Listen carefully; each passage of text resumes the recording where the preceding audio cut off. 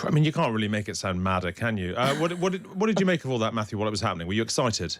No. I've given up attempts to deconstruct the mental processes of Donald Trump. I think we're all trying to persuade ourselves that he is playing some very clever game and trying to work out what the game is. I think he might just be going a bit gaga. But there's a lot of people around him who must either be accommodating or agreeing with, or maybe exploiting the gaga. Yeah, but when someone at the top goes a bit crazy, the courtiers grovel. Well, look, Manville, if there is a philosophy here, and there sort of is a philosophy, when he talks about the worst offenders, when he talks about the worst offenders, what he means is the people who sell loads of stuff to the US but don't buy anything from the US, basically. But I mean, you take someone like Vietnam, right? Can they really expect that Vietnam is going to buy as many American goods as America buys Vietnam goods? They've got a population a third of the size. The average income is under $700 a month. How many Teslas are they going to need? Well, it's the wrong medicine for another problem, if you know what I mean. He's completely got this wrong.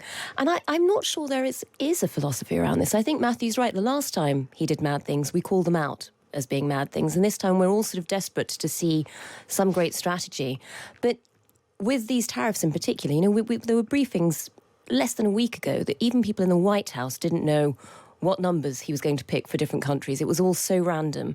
I interviewed somebody from the Heritage Foundation. This is, the spiritual home of Trumpian economics, about a week ago. And we thought he was coming on to defend tariffs and explain the great philosophy behind them, which, would have been interesting enough and we could pick out holes. But he didn't. He was like, this was never how they were intended to be used. He's using them sort of...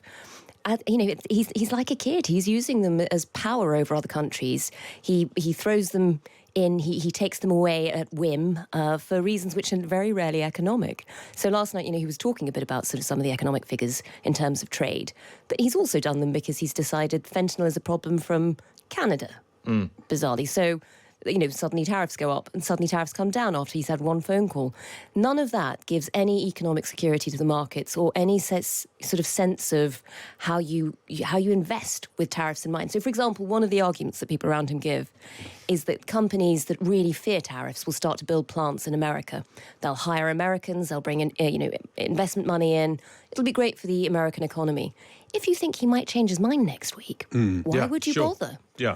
And also, it's going to be quite expensive to build a factory in America because you've got to buy all this steel from China to do it, which is suddenly much more expensive. Matthew, look, you criticised Starmer long ago for giving Trump that letter from the King offering him a state visit. It wasn't long ago. It just feels like long ago because life moves slowly. I'm assuming you still think that was a bad idea. Yeah, I do. I mean, I didn't like the spectacle, the kowtowing, the stunt of producing the letter from his inside pocket. I can't imagine that the King wanted anything like that to happen. So I didn't like the stunt, but you could argue that if it's necessary to kowtow, that then you may actually achieve something by doing it.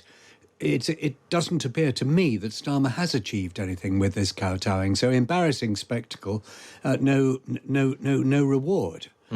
Yeah, I really wonder whether there could be a state visit at the moment or early this summer. I mean, Trump is trying to strong-arm Canada into joining the United States.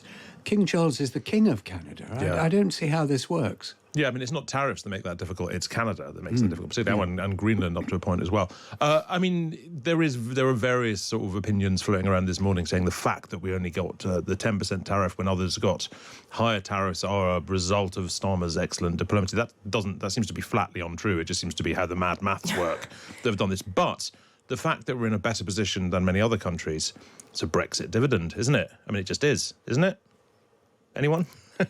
Is it though? Well, it is because we're not part of the EU, so we're not facing the EU tariff. We're facing a lower tariff. So our maths is being calculated in a different way than I would be calculated if we were still in the EU. I think that's right. So we're all Brexiters now, right, team? In the very short term, yeah. The fact that we're not part of the EU has enabled us to wriggle a little bit free of what's being imposed on the EU. But I think that Europe needs solidarity. I think we should be with the EU, even if not in the EU. And if there's retaliation, it should be the whole of Europe, including the United Kingdom. And there's something slightly pathetic in the British raising a hand saying, please, sir, can I be excused? Well, I think we've talked about this before. It's the do it to Julia philosophy. I think Georgia would call it. Yeah, not to us. It's a very temporary reprieve, though, isn't it? And if any of this is all thanks to the state visit, what happens when it's over? We've sort of blown the only tool we had in the armoury very early in the presidency. Once that's gone, we've got nothing else to offer. What happens to tariffs then? Do they go up? Do they go down? Who knows? And it feels like this is a very unpredictable and a very brief window of things being only 10%. Well, but I'm also on the show earlier this morning, speaking to William Bain from the British Chamber of Commerce. He pointed out that there are things that tariffs don't yet apply to, which is why we're getting off lightly. If they applied to services, if they applied to pharmaceuticals... If they applied to services, we're in serious trouble. Suddenly our picture looks pretty different. Manveen, is this... How to put this new relationship or lack thereof that we and indeed the rest of the world has with America, is this forever? Like, if there were a new president within 3 years' time and it were a calmer, more predictable president, hard to imagine how it wouldn't be, even J.D. Vance, you at least know where he's coming from, 4 years' time, whatever, can the damage be fixed? Or is there a kind of a trust that's been taken away that is generational? I think there's a trust that's been taken away, certainly. I don't think we'd accept America's terms in the same way in the future, having seen what they've done and their ability to change their mind. But I also think we've almost underestimated the huge, much deeper cultural change that's happened in America. Whoever comes in next time round, the idea that they're going to be able to persuade the American people they should go back to being, the leader of the free world, they should go back to sort of having responsibility for other countries, that's not going to happen. This is American retreat, and it feels like it's a once in a century kind of moment, a bit like the moment at the end of the Second World War when America became the leader of the free world. This is a line in the sand. I think it would take about a century to build up again. I agree. I think it's never glad, confident, mourn again. And I don't think that's entirely a bad thing. Yeah, I think for the best part of a century, we've kidded ourselves that America is on our side. And we've tended to look away when America appears not to be on our side. I mean, think of the Suez Crisis, for instance. Perhaps this will help us in Europe and in Britain to grow up a bit and understand that America is a country that bats for its own interests, just like us. Have you been surprised, Matthew, for as much as we can see, the lack of American dissent on this? Obviously, the Democrats opposed Trump, but you don't hear a lot from America of people being appalled at the breakdown of relationships with the world, appalled at how Canada's being treated, appalled at rhetoric over Greenland, any of that stuff. You just don't hear it. I don't know how you would hear it. I think the best thing to look at is the opinion polls, and in the ratings, Trump is sliding. Let's talk a little bit more about Donald Trump while we still can, because obviously the moment at which the Trump White House places tariffs on news organisations uttering the word Trump, which is surely to come, we'll all be in a lot of trouble. There have been reports over the last couple of days, I think stemming from a report in Politico, that Elon Musk is going to be stepping back from advising Donald Trump. The White House is fairly furiously denying this. We were allowing you to say I told you so a little bit earlier, Matthew.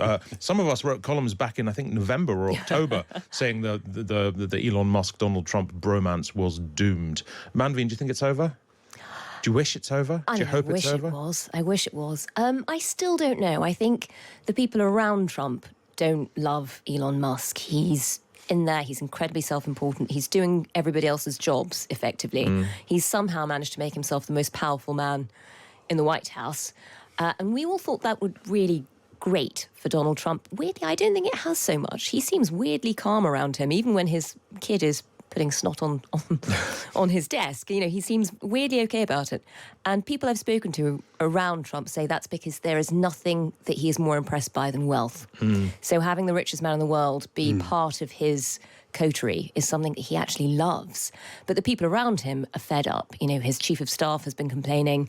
They've tried to move his office away, get him out of sight. And I think this Supreme Court, this big sort of election for a judge in Wisconsin, that was kind of the final blow, because it just showed, it was a way of people around Trump being able to say, look, this is how unpopular he is. He put so much money into this. It had Elon Musk's name all over it, and yet the Republican candidate, basically, I know they're not supposed to be outwardly political, but, the Republican-backed candidate lost. Which was, a shock. It wasn't supposed to happen. And that shows you something. Elon Musk is basically becoming a liability. I mean, I guess you sort of sense a little bit that maybe the reason why Trump has put up with him for so long is because, as you say, he mainly annoys everybody who isn't Donald Trump, everybody below Donald Trump, and there's a kind of sort of, mad emperor divide and conquer thing going on here. Matthew, what do you think? I think we should hesitate before concluding that Musk really is stepping back. This may be some wishful thinking by, as Manveen says, the people around Donald Trump. They would like Musk to go.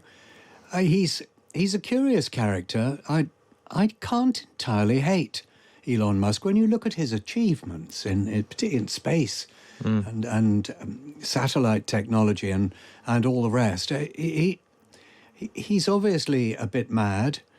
He can be extremely unpleasant, but he's the sort of gadfly that I think is needed in government, which tends always to assume that we just carry on as we were. That's funny, because I mean, I have quite a lot of admiration for the sort of the tech stuff he's done, the industries he's built. I have very little patience with people who go, "Oh, he just got lucky." I mean, yeah, he did get lucky, but he used that. He made a huge fortune and used that to make another fortune and used that to make another fortune. And he's now at this situation where people are talking about the Tesla price dropping, which may not be unconnected to him wanting to leave government if he does. Even if Tesla was worth zero, he'd still be the richest man in America, which shows how effectively, never mind the rockets and stuff, just how effectively he's sort of managed his businesses. I just don't know if I do want people like that in government. I think I want people like that out there doing other stuff, but absolutely not in government, no? Well, especially since so many of his businesses really benefited from government grants. I mean, he's famously become very good at getting money out of the American government for his businesses. So it just feels very uncomfortable that he's now the one who decides where government money goes, effectively, what gets cut, what doesn't. Funnily enough, when Vivek Ramaswamy was supposed to go into Doge with him, one of the first things he suggested was cutting a lot of the funding to Elon Musk's businesses. Very quickly, Vivek Ramaswamy was dropped, that money continues. So I think there are many ethical questions around this which have never been properly addressed, because where do you begin with accountability with Trump's White House? I couldn't disagree about the ethical questions. You're quite right, but he has a good mind. He has a very good mind. Trump doesn't. And I think it's good to see somebody right at the centre of government with a good mind, with fresh ideas, and dislikable though I find Musk. I think it's to Trump's credit that he has attracted a courtier who's not necessarily just going to be one of the boring crowd saying "steady on, President." Well, maybe he'll move here and do it for Nigel Farage, and then you'll be happy.